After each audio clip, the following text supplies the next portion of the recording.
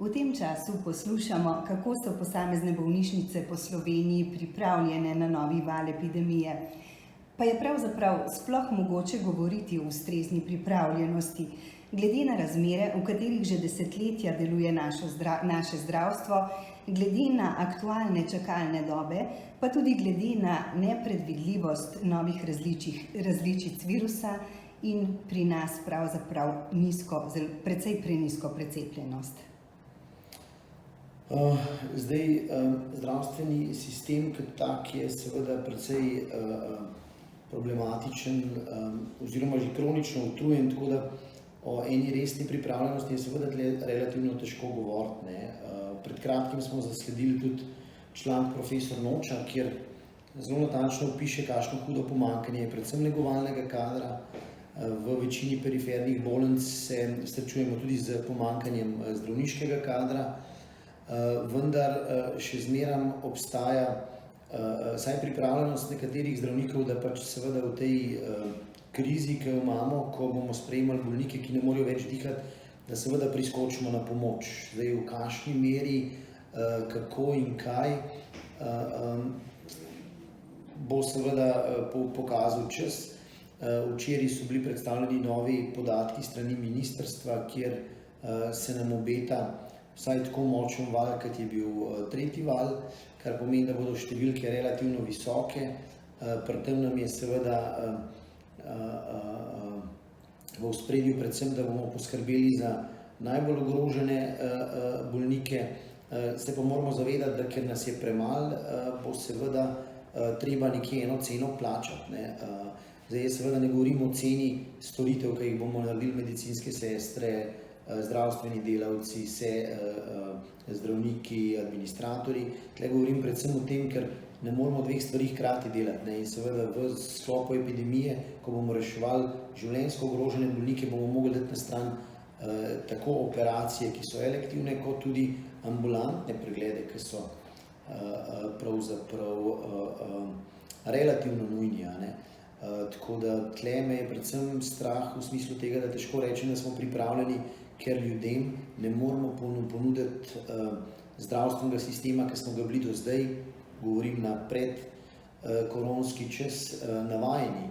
Seveda so tle čakalne dobe šle v nebo in tega v bistvu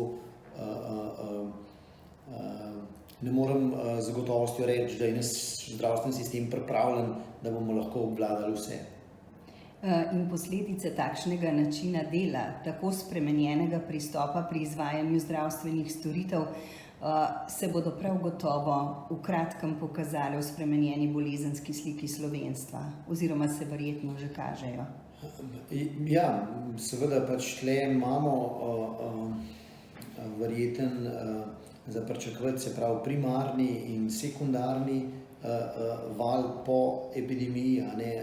Vemo, da so primarni zdravniki, specialisti družinske medicine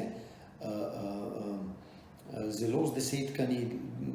Zaradi prej omenjenih razlogov imamo tudi probleme na sekundarnem nivoju, na ambulantni diagnostiki, in to v bistvu so vse stvari, ki v določeni meri razkrijejo nekatere bolezni, najdejo prekancerozna stanja ali pa raka še v ozdravljivi bolezenski fazi. In seveda tukaj je za računati, da bo cel kup stvari na nek način zamujenih in seveda se bodo, tako kot ste ustrezno ugotovila, se bodo patologije, ki jih zaznavamo, se začele spreminjati. In seveda to, da med epidemijo nismo ambulantne diagnostike delali, se nam zna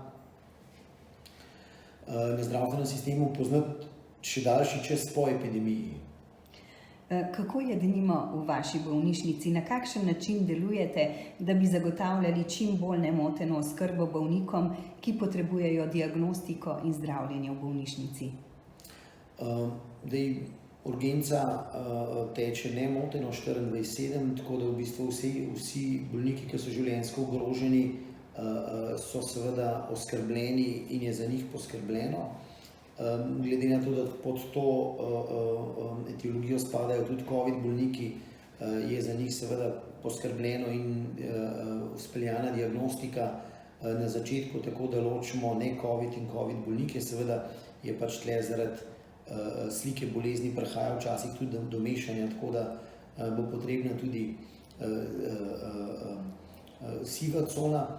Se pa seveda potem pri ambulantni diagnostiki, pri rednih pregledih, pri teh, ki jih imamo največ, pa seveda zaradi pomanjkanja kadra ambulantna diagnostika prelaga v tem trenutku ne znam niti povedati, v kjer čas, zaradi tega, ker ne vemo, koliko časa bo epidemija trajala, ne vemo, kakšni izzivi nas čakajo, koliko huda bo epidemija, glede na reprodukcijsko število, ki ga je izračunal Inštitut Jožef Stefan, zgleda, da bo vsaj 3 do 4 mesece kritičnih, vendar šele pol, ko bomo pač v zapiranju COVID oddelkov, bomo lahko dejansko videli, kje smo.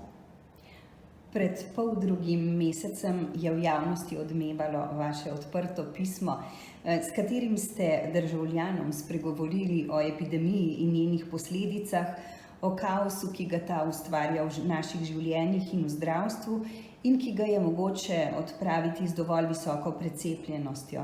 Kakšno je vaše sporočilo danes, v času, ko se v zdravstveni sferi pravzaprav pripravljate na jesensko gašenje požarov v intenzivnih enotah? Zdaj, generalno sporočilo mojega pisma ostaja isto. Jaz še vedno sem proti represivnim metodam. Jaz bi želel, da bi večina ljudi videla, da je cepljenje pravzaprav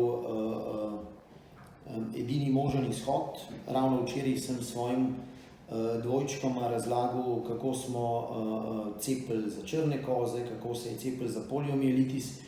Jaz verjamem, da je problem tudi nekaj komunikacije, ker večina ljudi pravzaprav infektologije kot take ni študirala in seveda zdaj, ko imamo diskusijo, ali se cepiti za COVID, da so to nepreizkušena zdravila in to ostaja na ravni gostilniških pogovorov, ne pa na ravni strokovnih odločitev. Jaz seveda pozivam še enkrat vse državljane in državljanke, da pustijo znanost znanstvenikom, zaradi tega, da bi lahko pravzaprav stvari peljali naprej.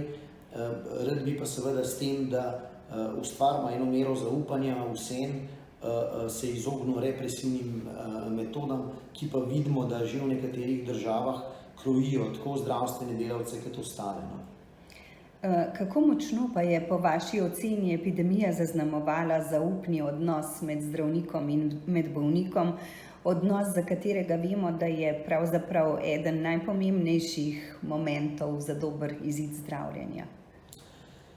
Ja, epidemija je po mojem globoko zarezala v ta intimen odnos, ki ga imata zdravnik in bolnik, še posebej zaradi tega, ker je globoko zarezala na delovanje družinskih zdravnikov. Družinski zdravniki so bili v bistvu prva borbena linija in so seveda imeli določene bariere postavljene, tako da pač to, da ljudje, državljani niso mogli priti do družinskega zdravnika, so po mojem zelo občutili.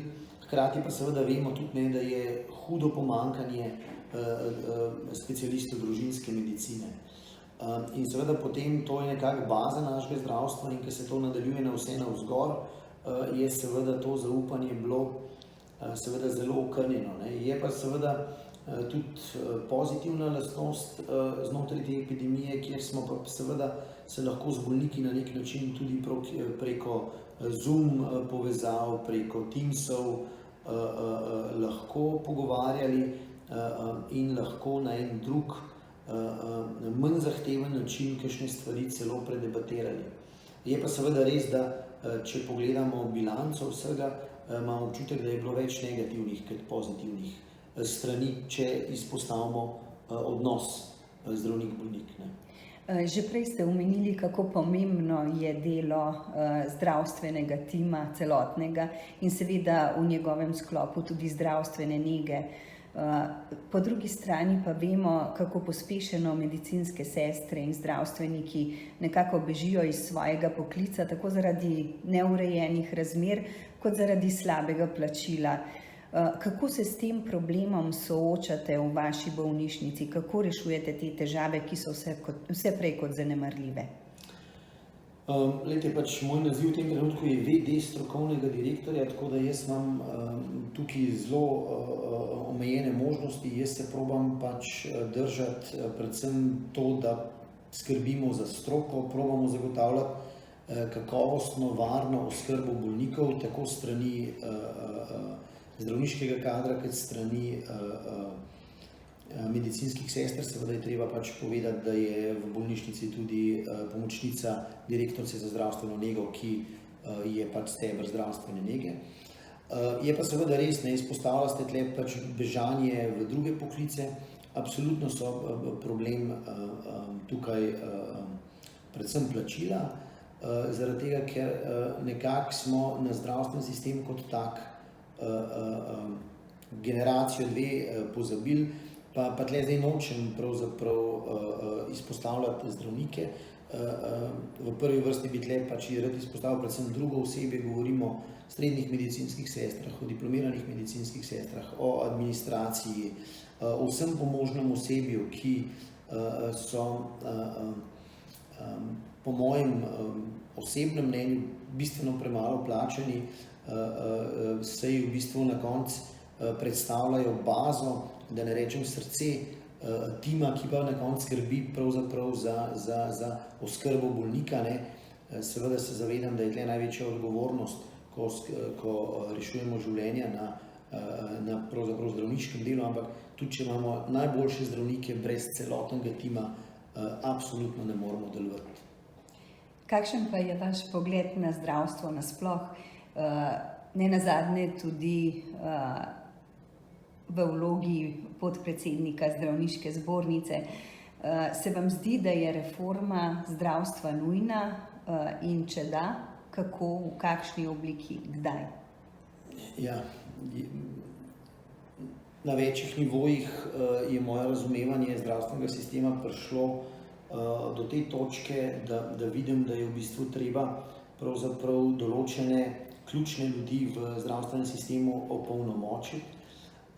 Jaz bi seveda rekel, da po mojih pogovorih z zdravstvenim ministrom, da imam absolutno premalo vajeti v rokah, da bi lahko suvereno razpolagal z denarjem, ki je namenjen za zdravstveni sistem. Zavarovalnica bi po mojem mnenju vsaj na nek način mogla skrbeti predvsem za to, da so finančne zaloge take, kot jih lahko naš sistem zmore plačevati, vendar razdelitev tega denarja pa bi mogla biti po mojem vsaj podelno kontrolo ministra za zdravje oziroma enega drugega strokovnega nadzora. Tle je dr. Poklukar na začetku svojega mandata zelo dobro izpostavil, da bi želel imeti eno neodvisno agencijo za varnost in kakovost obravnave v zdravstvu, s čimer se absolutno strinjam.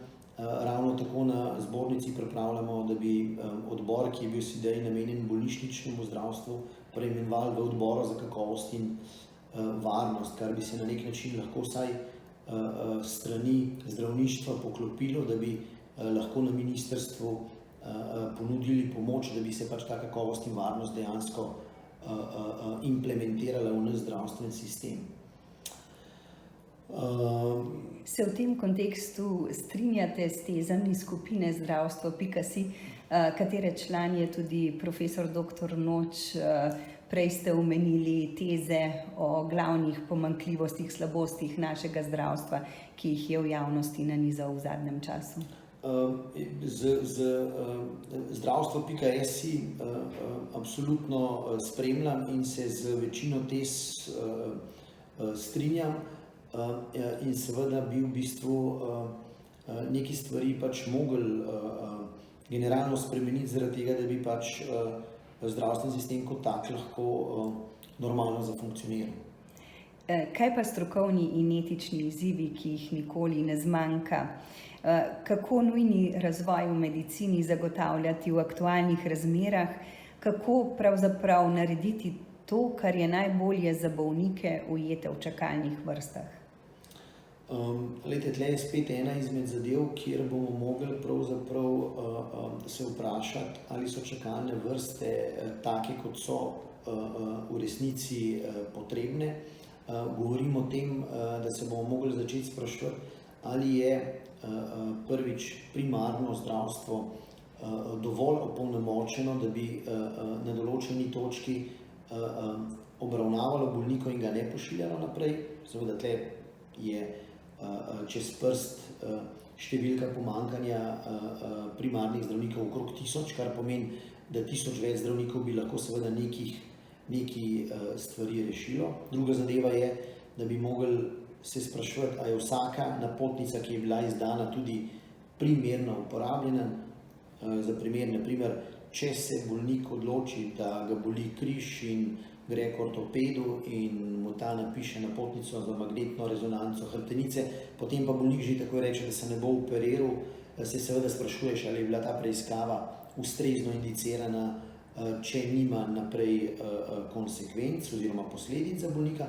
In seveda tudi vse napotnice, ne vem, kontrolni pregledi so v času epidemije zelo relativni. Nekateri kontrolni pregledi, recimo za revmatološke bolnike, ki rabijo reden nadzor, če so na imunosupresivnih terapijah, so nujni, medtem ko kontrolni pregled za arterijsko hipertenzijo, če imaš krvnega tlaka 125, pa ne vem, če je ponovno indiciran, seveda je pa tle komunikacija z družinskimi zdravniki in z specialisti, ki opravljajo te preglede, nujno potrebna. Tle bi ta inštitucija, ki jo je dr. Poklukar predlagal, Inštitut za nadzor in kakovost, seveda zraven bi bila po mojem vključena tudi učinkovitost nujno potrebna in seveda tudi zakonodaja na področju čakalnih vrst je tista, ki nujno potrebuje prenove. Zaradi tega, da bi se lahko ljudje, ki imajo relativno nujno obolenje, govorimo o karcinomih in o neodložljivih zadevah, na nek način prestavljamo morda tudi iz regije v regijo. Veste, da se bodo bolnišnice zdaj pri COVID aktivaciji aktivirale po določenih fazah in tiste bolnišnice, ki bi glede na odsotnost COVID-a bi lahko morda prevzele še del specialističnih pregledov. Seveda tle nimamo ustrezne informacijske, ne zakonodajne podlage, da bi pač te stvari lahko na nek pretočen sistem delali. Veliko od rešitev, ki ste jih našteli, je seveda tehtnih, aktualnih, ne bodo pa izvedljive v zelo kratkem, hitrem času. Tako da treba se je ozreti v prihodnost, predvsem ukrepati, v tem času pa verjetno vaš nasvet, vaše priporočilo velja tudi ali predvsem ljudem nasploh, kaj narediti na individualni ravni, da bi nam vsem skupaj uspelo premagati epidemijo, ki je res velik izziv. Ja, enih takih posebnih navodil nimam, razen to, da pač v bistvu vsak človek mora najprej poskrbeti sam za sebe, tako na emocionalnem, športnem, intelektualnem nivoju. Vsak dan se je treba gibati, vsak dan je treba nekaj prebrati, pa vsak dan je treba narediti nekaj, da se imaš fajn.